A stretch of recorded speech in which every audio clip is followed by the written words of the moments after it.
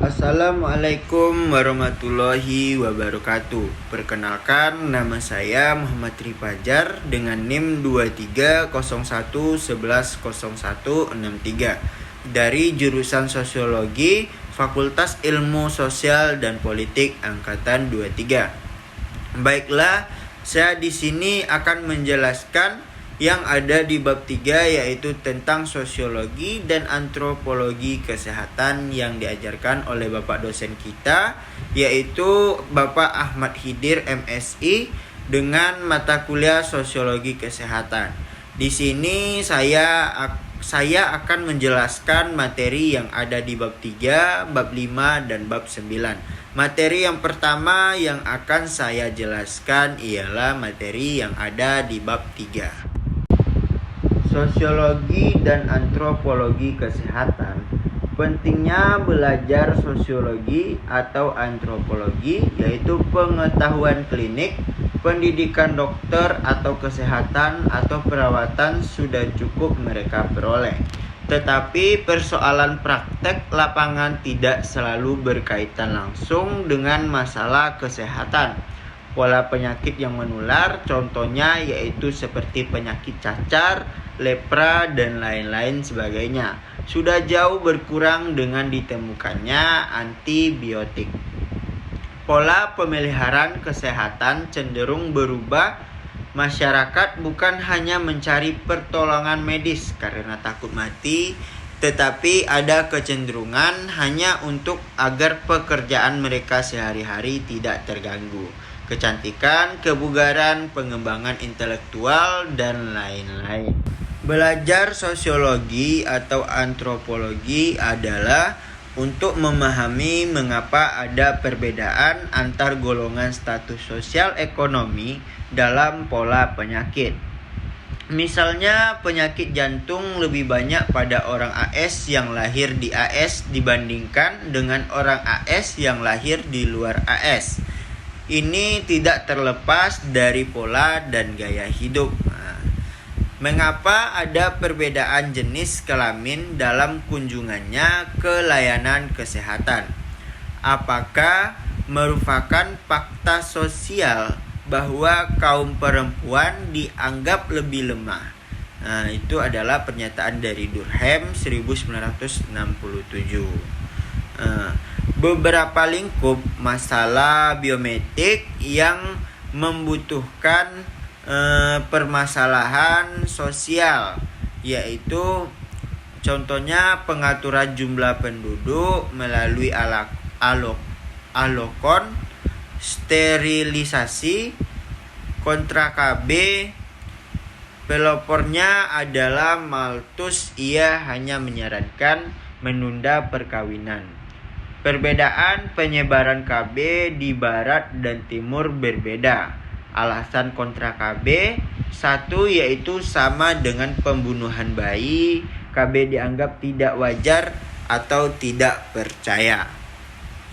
Lanjutannya yaitu lingkup masalah biometrik yang membutuhkan permasalahan sosial, mengakhiri hidup dengan cara aborsi, eutanasia, dan sebagai berikut yaitu memperpanjang usia hidup melalui transplantasi organ tubuh, alat pacu jantung, dan lain sebagai berikut yaitu pemilihan jenis kelamin dan transseksual, meningkatkan kualitas hidup melalui rekayasa genetika, inseminasi, buatan bank sperma, dan sebagai berikut yaitu percobaan menggunakan manusia hidup, mengontrol tingkah laku dengan menggunakan obat-obatan, cara mengatasi kemandulan yang cenderung biasa gender, yaitu poligami atau pro dan kontra,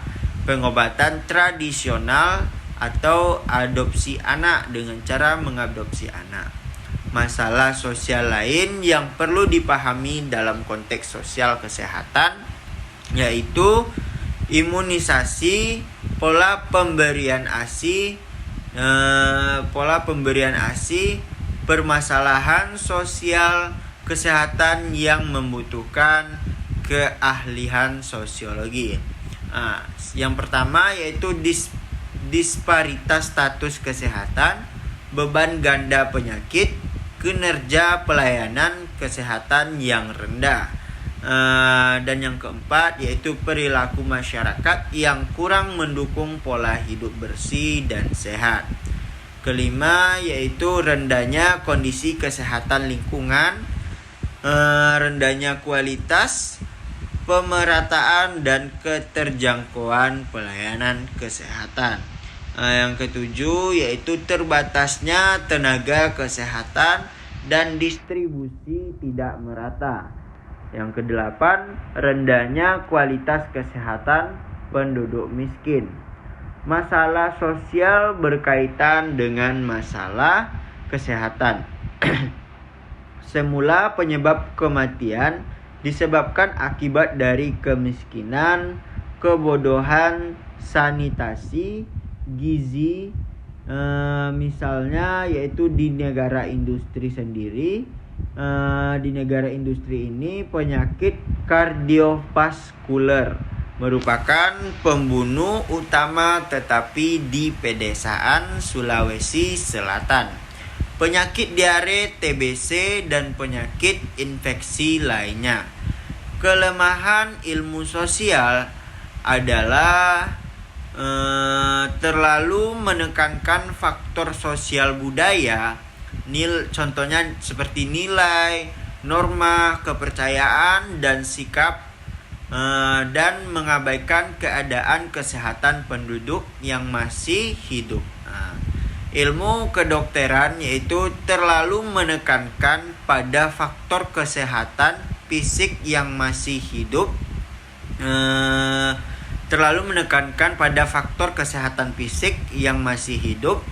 Permasalahan sosial kesehatan dapat dikelompokkan menjadi seperti internal, kinerja sistem kesehatan, eksternal, di luar sistem kesehatan, determinan kesehatan, kinerja juga dipengaruhi oleh determinan sebagai berikut, yaitu sebagian besar masalah kesehatan berada di luar sektor kesehatan. Oleh karenanya dalam pembangunan kesehatan perlu upaya untuk meminimalkan underlying causes, yaitu berbagai penyebab tak langsung, pendidikan, perumahan, dan lain-lain. Menangani cause of the causes, yaitu penyebab fundamental masalah sosial, ekonomi, budaya, dan lingkungan. Bab 5 yaitu sosiologi atau antropologi kesehatan, yaitu teori label, menekankan pada labeling atau cap atau tanda. Perilaku sakit jiwa yang selalu melekat pada individu yang dianggap menyimpang, stigmatisasi. Tes kasus telah diuji coba oleh Rosenhan dengan berpura-pura sakit jiwa yang dirawat selama 19 hari. Sakit jiwa selalu dianggap memiliki preferensi kambuhan baik sementara maupun melekat selama hidup penderita. Perilaku penyimpang dari norma hukum sifatnya universal, tetapi cara penanganan dan pola penyembuhannya bervariasi. Contohnya yaitu dalam masyarakat non-barat tradisional, orang yang menunjukkan tingkah laku abnormal, kalau tidak bersifat galak dan membahayakan, biasanya dibebaskan bergerak di dalam masyarakat. Yang ketujuh yaitu sebagian pada masyarakat bahkan ada yang membiarkan mereka mengurus dirinya sendiri. Bila sekiranya akan membahayakan, umumnya dilakukan pengucilan, pengurungan, maupun pemasungan. Fenomena ini banyak ditemui di kalangan bangsa Afrika, India, Asia Barat hingga ke Indonesia atau Malaysia. Penelitian Prince yang dilakukan pada penduduk Yoruba, Nigeria, menemukan bahwa pasien harus tinggal dirawat selama beberapa hari di rumah pengobatan tradisional, yaitu pada beberapa minggu dilakukan pemasungan sampai percaya bahwa si pasien tidak akan melarikan diri. Diberikan pengobatan dengan berbagai ramuan dan pengobatan hewan-hewan dan pengorbanan hewan-hewan. Kadang-kadang saman atau dukun melakukan praktek trans untuk masuk ke dalam alam roh si penderita dengan tujuan untuk berdialog dengan si roh jahat yang menghuni jasad si penderita. Bila pasien dianggap sembuh, dilakukan upacara pelepasan yang umumnya dilakukan di tepi sungai yang meliputi pengorbanan darah, yakni pembersihan pasien secara simbolik yang merupakan lambang kematian dan kelahiran kembali dalam kehidupan baru. Prince 1974. Terus ada juga peranan dokter atau penyembuh dan pasien, jadi salah satunya ialah pengobat sangat terbatas jumlahnya, sedangkan jumlah pasien sangat banyak atau universal. Permanen temporer. Bagi penyembuh, peranan itu dilakukan secara permanen, sementara bagi si pasien peranannya hanya temporer. Atasan atau bawahan bersifat hubungan yang menguasai dan mentaati. Penyembuh yang memberikan instruksi dan larangan, sementara pasien dalam posisi pasif dan harus mentaati. Sukarela dan non sukarela. Hubungan antara penyembuh dalam konteks penyembuhan biasanya lebih bersifat sukarela, sementara bagi si pasien umumnya cenderung non sukarela. Spesialisasi dan pendidikan penyembuh modern bersifat sangat spesialisasi, misalnya spesialis mata, THT, internis, dan lain-lain. Proses belajar melalui sistem pendidikan formal dan cenderung bersifat pribadi. Sistem pembayaran baku dan diatur secara ketat. Lulusan dilakukan upacara dan praktik lapangan yang dilakukan secara formal. Terdapat spesialisasi tetapi seringkali kabur dan tumpang tindih. Misalnya dukun urut, dukun bayi, dukun patah tulang, dukun ramuan, dukun peramal. Proses pendidikan melalui sistem informal, yaitu belajar pada yang lebih senior dan dalam jangka waktu yang lama. Sistem pembayaran bersifat hadiah. Sistem pembayaran bersifat hadiah. Lulusan dilakukan upacara inisiasi yang dilakukan secara informal. Sertifikat atau status diberikan secara formal dari lembaga profesi medis. Citra profesional ditandai dengan tingkah laku, pakaian, dan berbagai jenis perlengkapan. Stereotipe yang muncul adalah penyembuh modern dianggap mata duitan, atau penyembuh modern dianggap mata duitan. Hubungan seringkali bersifat temporer yang berpolakan pamrih dan imbal jasa. Sertifikat atau status diberikan secara ritual dengan berbagai jenis tarian dan ritual magis. dan ritual magis atau magic. Citra profesional ditandai dengan objek ritual seperti bulu-bulu, taring, bunyi-bunyian, tepung sari, dan lain-lain. Stereotipe yang muncul adalah penyembuh tradisional dianggap seperti dewa penolong. Hubungan seringkali bersifat patron, klien yang berpolakan utang budi dan kesetiaan. Stereotipe itu tidak seluruhnya benar, karena penyembuh tradisional pun dalam budaya-budaya tertentu bahkan juga menuntut imbalan yang sangat besar.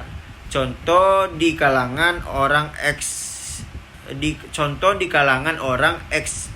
Eskimo di Alaska dengan meminta pembayaran yang bila disetujui adalah menawarkan istri atau anak perempuannya sebagai pasangan seksual. Spencer 1959-308. Untuk meningkatkan kepercayaan pasien, keduanya seringkali juga melakukan praktek pengelabuan pada si pasien.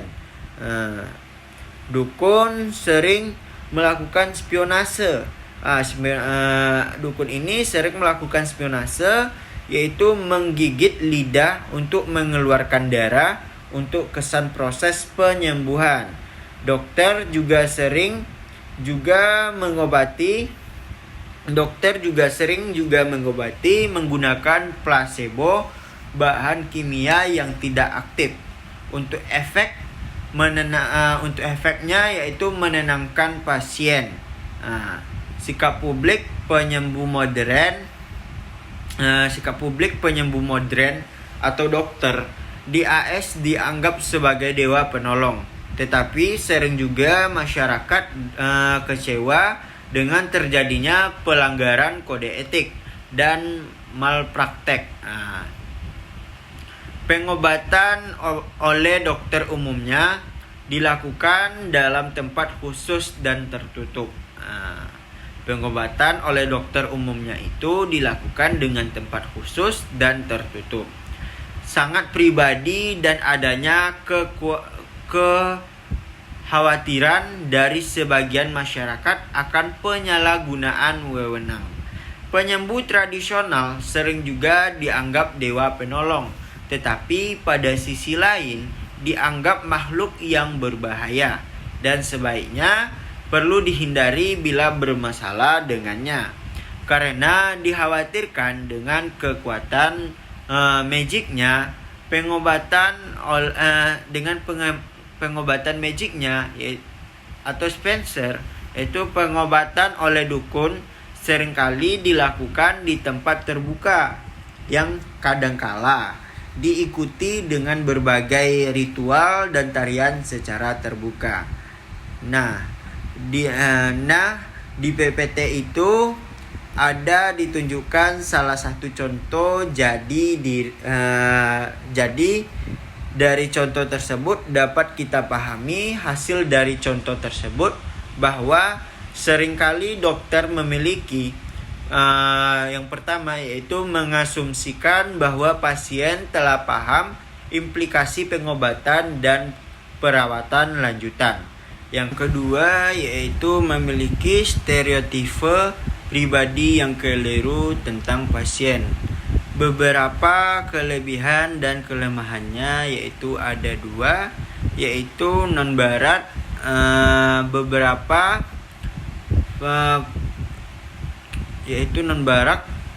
Beberapa farmakopeannya merupakan sumber pengetahuan barat. Efek psikologis yaitu pengobatan cukup pengobatan cukup efektif. Kelemahannya yaitu sistem ini lambat laun makin hilang karena para pengobat tradisional banyak yang tidak memiliki kemampuan baca tulis. Dan sedangkan barat yaitu perkembangannya dan efek penyembuhannya sangat cepat. Tolak ukurnya jelas. Kelemahannya, sistem ini dalam penggunaan obat-obatan seringkali memiliki efek jangka panjang yang baru diketahui beberapa tahun kemudian. Bab 9 yaitu sosiologi dan antropologi kesehatan. Masalah pangan dan gizi dalam konteks sos atau antro kesehatan. Mengapa masalah pangan dan gizi dianggap penting untuk dikaji oleh sosiologi dan antropologi kesehatan? Disebabkan yaitu kelaparan dan kekurangan gizi merupakan hambatan paling besar bagi perbaikan kualitas kesehatan masyarakat. Pola konsumsi dan pola makan dipengaruhi oleh budaya dan kebiasaan makan yang buruk. Kekurangan gizi dapat menurunkan daya tahan tubuh terhadap infeksi dan penyakit. Kekurangan gizi dapat menyebabkan kemampuan bekerja keras menurun. Kebiasaan makan hanya dapat dipahami dalam konteks budaya, menyangkut cara memasak, selera atau kesukaan dan ketidaksukaan, kepercayaan dan pantangan. Makanan dibentuk secara budaya, maka jadilah proses pemilihan dan penyeleksian jenis makanan sekalipun dalam keadaan darurat. Konsep yaitu harus dibedakan antara nutrimen sama dengan menyangkut biokimia atau suatu zat yang mampu memberikan asupan gizi bagi yang menelannya. Yang kedua yaitu makanan atau konsep budaya yang mensahkan layak atau tidaknya suatu zat untuk dikonsumsi. Demikian kuatnya konstruksi budaya makan ini, maka sangat sukar untuk merubah pola makan tradisional ini. Konsep tentang sesuatu yang layak dikonsumsi sangat bervariasi meskipun bahan tersebut layak secara gizi, misal kuda, anjing, kodok, kadal, ikan, gurita, ular, capung, dan lain sebagainya. Pola seperti itu juga terjadi di berbagai daerah atau negara dan budaya. Pola penyeleksian melalui budaya itu kemudian diperumit lagi dengan adanya selera dan penyeleksian pribadi meskipun diperbolehkan secara budaya.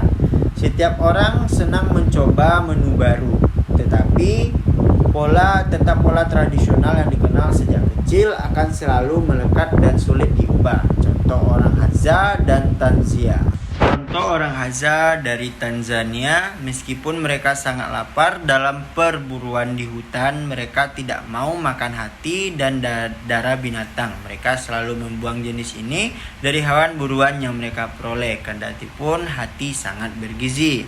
Nafsu makan dan lapar, selain perbedaan konsep makanan dan nutrimen, zat atau gizi secara biokimia, hal yang juga dikaji oleh sos atau antropologi kesehatan adalah cara makan, kapan dimakannya, etika makan. Contoh, konsep sarapan pagi bagi orang AS berbeda dengan orang Meksiko. Orang AS meskipun sudah sarapan cukup masih merasa lapar pada siang hari, sedangkan orang Meksiko lebih tahan sampai jam 4 sore, tidak merasa lapar dan baru merasa lapar pada jam 9 malam. Konteks ini berkaitan dengan geografis. Orang Meksiko berbeda di ketinggian 7.200 kaki. Orang Meksiko berada di ketinggian 7.200 kaki di Kolombia. Pada waktu yang sama mereka perlu makanan yang padat, sehubungan mereka berada pada ketinggian yang lebih tinggi 8.700 kaki. Dari ilustrasi itu, maka nafsu makan dan lapar gejala yang berhubungan tetapi juga berbeda. Nafsu makan sama dengan keinginan untuk memuaskan rasa lapar yang secara budaya berbeda. Lapar sama dengan keadaan fisiologis yang menggambarkan kekurangan gizi pada tubuh yang sifatnya temporer. Peran makanan dalam konteks budaya yaitu makanan sebagai ungkapan ikatan sosial Contohnya yaitu jamuan, undangan, makanan dalam banyak budaya dianggap sebagai lambang persahabatan. Saling memberi dan kirim makanan dalam banyak budaya juga dianggap sebagai wujud ikatan sosial. Sedangkan tidak memberi makanan dianggap sebagai permusuhan, seperti ibu mengancam anaknya yang nakal dengan ancaman tidak diberi makan. Menolak ajakan makan dianggap kurang bersahabat, karena dalam banyak budaya makan bersama dengan sahabat, kerabat, atau masyarakat adalah memiliki ketentraman tersendiri.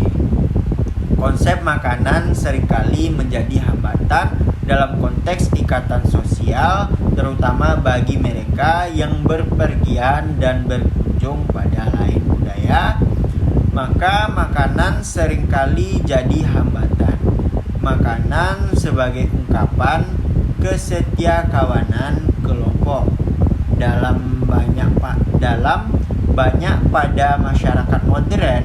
Untuk menciptakan kebersamaan, diciptakan makanan bersama dalam meja yang besar melambangkan persahabatan. Dalam masyarakat tradisional, makan bersama dilaksanakan dalam berbagai upacara adat, misalnya pasca panen, perkawinan, dan lain-lain. Makanan juga melambangkan identitas suku bangsa dan nasional. Makanan juga terkadang menyebabkan kerinduan homesick yang terkadang membutuhkan biaya mahal. Banyak orang AS hanya sekedar untuk menghilangkan homesick, mereka memerlukan jasa kurir untuk mengirimkan bahan makanan yang diinginkan. Kini tercipta inovasi baru, yaitu revolusi makanan kaleng dan pengawetan makanan. Pola penyakit akibat menu makanan perspektif budaya, yaitu ciri makanan dalam setiap budaya cukup unik dan menarik untuk dikaji. Contohnya orang Amerika punya hamburger, orang Prancis kaya akan saus, dan orang Jepang suka makan ikan mentah dalam dasawarsa. Terakhir telah terjadi pergeseran dan revolusi makanan dari menu tradisional menuju ke menu modern atau mewah. Ciri menu modern yaitu adalah kandungan seratnya sangat kurang. Contohnya gandum kini diolah menjadi tepung yang sangat halus dan berwarna putih. Buah-buahan yang kaya serat semakin banyak disisihkan karena adanya makanan kaleng atau makanan yang sudah diawetkan dengan kadangkala dimasak terlalu matang dan sangat lembut.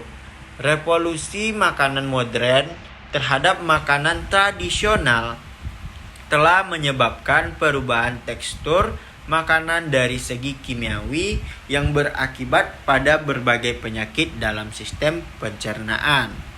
Revolusi makanan modern juga menyebabkan konsumsi gula semakin tinggi, maka biaya pengobatan penyakit akibat kelebihan gula dan kerusakan gigi menjadi meningkat. Penyakit peradaban atau disease of civilization, yaitu ditandai dengan pola peralihan gaya hidup dan pola makan. Pola pekerjaan lebih banyak bersifat sedenter, ditandai dengan banyak duduk. Konsumsi kalori yang tinggi ditandai dengan obesitas. Obesitas dalam sebagian budaya dianggap lambang kemakmuran, identik dengan kegendutan para senator Romawi yang gendut-gendut dibanding rakyat jelata. Revolusi makanan modern terhadap makanan tradisional telah menyebabkan perubahan tekstur makanan dari segi kimiawi yang berakibat pada berbagai penyakit dalam sistem pencernaan. Revolusi makanan modern juga menyebabkan konsumsi gula semakin tinggi, maka biaya pengobatan penyakit akibat kelebihan gula dan kerusakan gigi itu menjadi meningkat. Pola pikir Hidup sedenter juga banyak dilakukan oleh para petani modern dengan hanya duduk di traktornya. Jutaan pekerja kantor sama sekali tidak punya kegiatan jasmani dan hanya bergerak sedikit dengan jarak yang sangat pendek. Misal bergegas mengejar bus atau berjalan